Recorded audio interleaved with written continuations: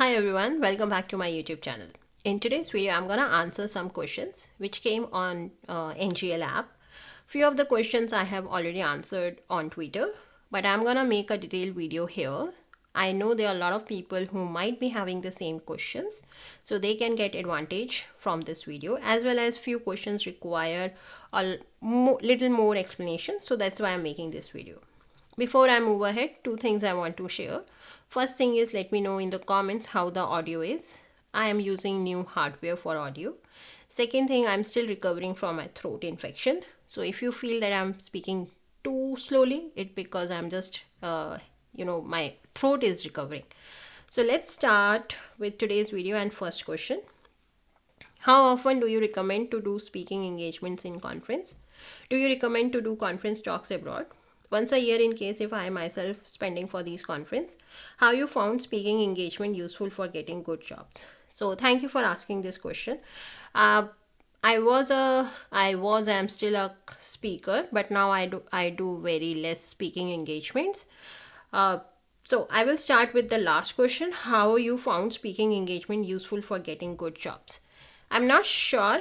Not sure means I can't guarantee that if you are a speaker you will get a job, but I can help you to understand the benefits you will get if you are a speaker. So the first thing is, definitely you will get the visibility in your organization or college, and outside that also in the tech community or non-tech community, wherever you are speaking.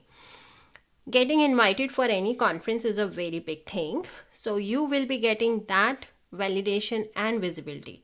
Now if you are working professional, when you are going talking about your year end review, you can showcase that you got invited to these conferences and you gave sessions there, so you will get a benefit there. You can stand apart from rest of the team members, and you can fight for a good hike there. Second benefit is confidence and presentation and communication skills.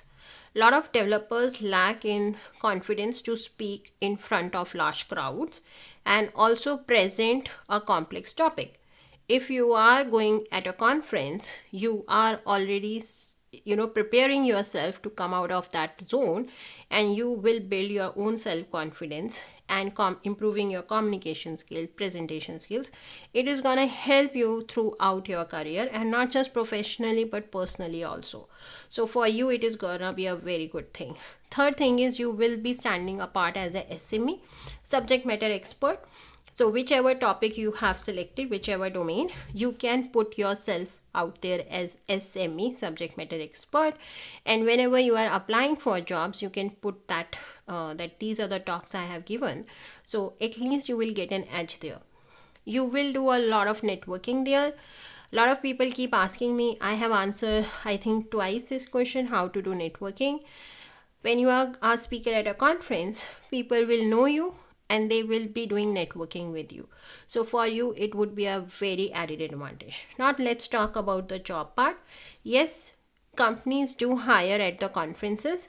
For you it would be a added advantage, because now you can tell them the opening email or opening of the conversation would be, I saw your hiring team in this conference. I was a speaker there. So for them it would be a very eye catchy title, so they will definitely gonna talk to you. Plus the companies who are at the conference, you can directly go and talk to them and tell them that I'm one of the speaker, blah blah blah, and you can do your conversation. Yes, it will be an added advantage. Companies will reach out to you also. I have experienced by myself. Companies look at the speaker, they reach out to you over LinkedIn and pitch you the job also. Now I will talk about myself here. For many years, I never put out my JSLovers work, my conferences, talks, anything in my CV. So for me, my full-time job versus my community and talks and conferences was separated. I can talk about why in a separate video, but I never mix them both. But people used to find out me through LinkedIn or somewhere, and they used to tell me that they have seen my work, they have seen my talk and all that. For me, what I have seen, that for me to convince them that I know this work was way easier, and because I was a senior, mentoring, presenting, and all this is in my job profile, because they know I'm already doing a lot of community work, a lot of public speaking. For them, it is very easy to believe on me, because the proofs are already in front of their eyes, as compared to the rest of the folks who are not publicly putting their work out. So indirectly there are benefits, definitely. So my suggestion is, if you are gonna get a conference or public speaking opportunity, please do not let it go. Please go ahead and do it. Now, how often you should speak, there is no limit, but my suggestion would be, if it is not impacting your full-time job, your studies, your mental and physical health, please go ahead and do it. Now, why I'm talking about impacting your physical and mental health, because after a few years, when I started doing these public talks, travel and everything, it started impacting my mental health a lot. There were times when I really don't wanted to look at the airport, but I have to push myself to go and give the talk or attend a conference, because I have already committed. So I will talk about this some other video, but all I am trying to say is, first, there is no limit, but you need to take care that it should not impact your full-time job, your studies, and your health. Now, your second question was that how should you go once in a year abroad? If you are sponsoring your conference, first of all, I would suggest you, conference people get a lot of money from the sponsorship ticket selling, so they should be the one who should finance your travel and stay. Traveling abroad is very expensive thing. It's not just about air ticket or stay, it's about the accommodation, the food, the transportation and all that. So my request to you is, please do not try to fund everything from your pocket. What you can do is at least ask for some split. So you can take the flight tickets, and the conference people are giving you the accommodation. Do something like this. But if you are sponsoring everything once in a year, if you can afford, it's fine. It doesn't matter that you are sponsoring it or the conference people is sponsoring you, as long as you are there and giving the talk. So it will depend upon you and your financial situation, that how you want to do. And at the end, I always tell people, travel a lot. Traveling help you to explore new country, new culture, and as well as it will help you to know a lot more about yourself. So yeah, I hope this was helpful for you. If you have any follow-up question, do let me know. I will be happy to answer it. Okay, so now let's go to the second question. Second question is, I have heard that UK weather is a bit harsh, colder than India, and unexpected rains. How comfortable is it for someone moving there from India? Yes, UK weather is very, very harsh. I won't say the rain is the problem, because the infrastructure is pretty good if you will compare it from India. I come from Delhi, so whenever we used to have rain, it means there will be a lot of traffic. Everything would be delayed. There would be there would be waterlogging issues, and all these things. Here the infrastructure is pretty good, so even yes, the rain will be very unexpected anytime, and it would be it would be very heavy sometime. And definitely I feel when there is no rain for 3 days in a row, I was like, oh, I'm not in UK or what. So rains is not an issue, I would say. The harsh weather, cold is the issue. I come from Delhi. I love rains, I love cold, but the cold here are very, very harsh. When I say harsh, you need to understand, by 3 p.m. in winters the sunset will happen. It means the nights are very, very long. The sunrise will happen at 8 a.m. Till then it would be dark. So people who are traveling for their work at 6 a.m., 7 a.m., they will be traveling in the dark and coming back to houses at the dark. It's very windy, very, very cold. Without heat you cannot stay. Now the problem here, you will see on YouTube, there are a lot of videos where people claim that like electricity is very expensive, inflation rate are going high. So a lot of people complain that they cannot heat their house because the electricity rates are going. So without heat you cannot stay because of the cold weather. And as I told you, by 3 p.m. till 8 a.m. it's dark. So if you are thinking about having a social life, the people don't hang out outside. They will prefer to stay inside, like pubs, or they have some gaming places. If you want to go out and just explore town center or markets or malls, they will close very early. So you feel as in not a if you don't have few if you don't have friends or not, you will find yourself very alone. And also because that there is no sun, then vitamin D will hit you. This happened with me this time, so I can tell you that when the vitamin D hit during winters, you will feel very lonely and you will start having depressive thoughts and all that. So you have to start taking vitamins also to make sure you're fit and fine. So yes, winters are very harsh. The weather is very harsh, cold, windy. It keeps raining. For me, the rain is not an issue as compared to the cold. And when I selected moving to UK, I was only happy because I love cold. But now I'm not that person who loves cold. I will tell you a very funny experience. When I moved to UK my first year, I moved in March, and whenever it used to be rain, I used to go out, and all the people there used to be no one. And when it used to be sunny, I used to stay inside, and the rest of the people used to be outside. And I was like, how come they can go out in sun? But this year I am the same person. When it rains, I sit inside. When the sun is out, I'm like, I'm not gonna do any work. I'm just gonna sit in the sun. And literally this is how the weather is. Now how well you can adjust, it would be hard, but I won't say it would be impossible. A lot of people are, obviously it's been years, decades, people are settled here from every corner of India.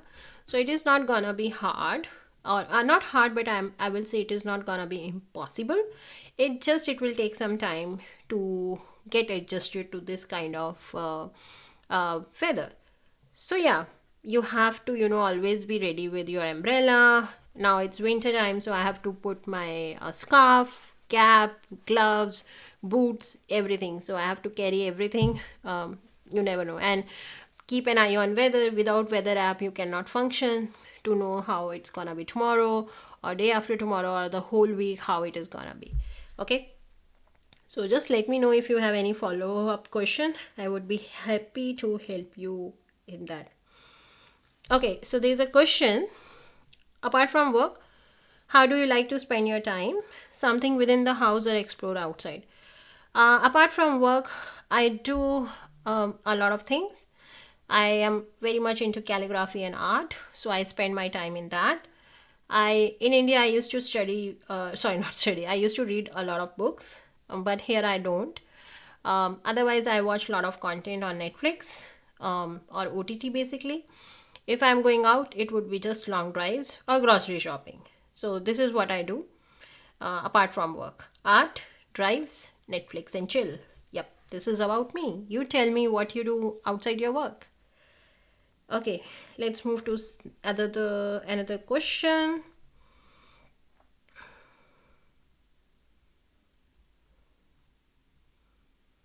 I'm just searching, sorry.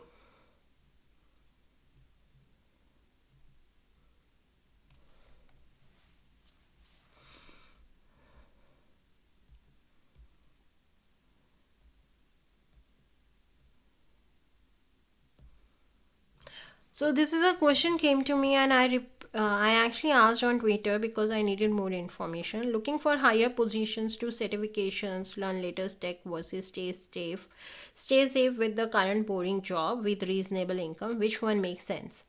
So you are asking to a wrong person. I prefer to take more and more risk. I'm not the person who would sit in a safe zone. The reason is because I think that right now I have time to take the risk. as we grow more older and more responsibility will start coming, things we won't be able to take risk. And also we are in private job. This is what I think. We are in private job, there is no guarantee. So I always try to upskill myself. And especially if you will see around in IT industry, there are firing happening left, right, top, bottom, every place, irrespective of how good you are. So upskilling, I would say, is very, very important. Do not think that you have to upskill yourself to change the job. Think about, you have to upskill yourself to stay relevant. Tomorrow or day after tomorrow, if my company decided to fire me, I shouldn't be like, oh my god, I have to start upskilling myself. So I always avoid this particular situation. So I always keep myself upskilling, preparing for certifications. So I would suggest you change your job or you don't change your job, please upskill yourself. You said that you are already uh, it's a boring job, you are saying. I don't know, boring, or if you have, I'm guessing this, it's boring, it means you have a lot of time. Then use that time, utilize that time, and upskill yourself and do your certifications, whichever you want to do. What will happen in future, once you start doing it, you yourself will be able to see a lot of doors are opening for yourself. Okay. Now if you are saying comparison of staying safe and taking risk, as I told you, you are asking a wrong person. I'm very much a risk taker. That's why I'm sitting in UK. That's why I keep doing so many things, because I strongly believe that if I will stay in a boring job, it is not gonna, boring job is not my cup of tea. Not boring job, anything is not my cup. Bored stuff is not my cup of tea. I love to keep challenging myself. So I'm sorry, you are asking a wrong person. But what I really want to say, I just want to wrap up that irrespective of you change your job or not, please upskill yourself. Upskilling yourself has no negative thing, so you will see the benefit of it in future, or might be in your current organization. Okay, so yeah, so today these were the only 3 questions I want to take. My throat is paining now, so I have to wrap up this. Thank you so much for sending me such a wonderful questions. I enjoy answering this. So if you have more questions to send, you have my NGL app link in the comment, so please send it. You can reach out to me Twitter. So what I do is, first I take the question from NGL to Twitter. The questions which I can answer in text, I do that. Otherwise I make videos. There are few videos I need to make.